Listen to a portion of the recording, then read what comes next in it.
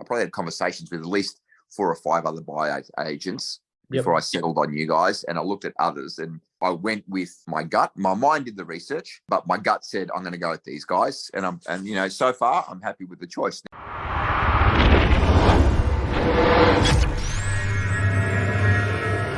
Gab. Hey, mate, what's going on? This is a meeting to talk about some of the things that you didn't like. Dare I say, push for the negative things. I'll be trying to get as much as I can out of you, right? Then obviously to touch on the things that you like as well. Some of the things that you go, yeah, you guys were great, but I really think we could have improved on this. Look, if I had to be super critical, please. And now I'm really I'm searching, yeah? It was that minor, but it was basically they put down the property address instead of my address. And I had to go back and say, no, this information's incorrect. You got to fix this up. I think it was like one of the third parties did it.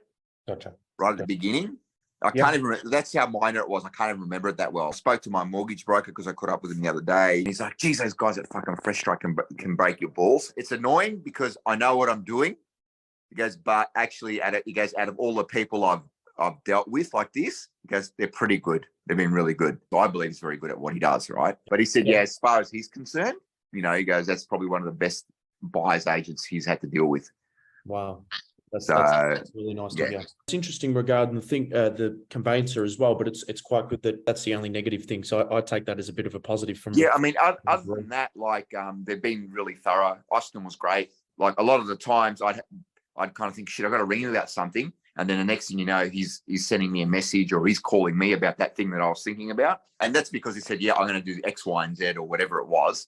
And then I'll be like, oh, shit, I need to talk to him about that. And then he'll get back to me before I even had a chance to worry about it or think about it, which is really good.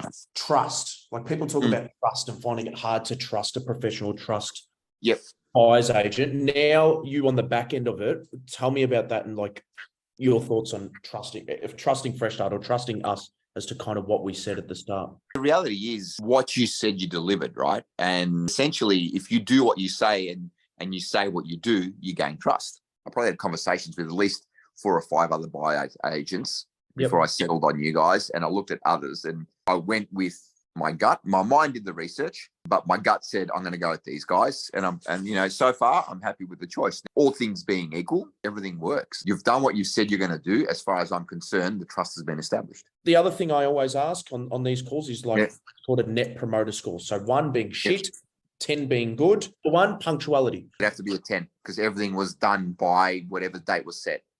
So I can't fault it. But we didn't miss anything. Knowledgeable. It has to be a 10 because everything that was said, done, and executed was done as it was conveyed to me. There's no other information to the contrary to tell me that it's wrong, right?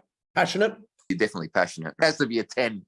Results from when you came in, you first spoke to me, to kind of now. Let's give it a 9. Last one, professionalism. 10. Everyone's been great.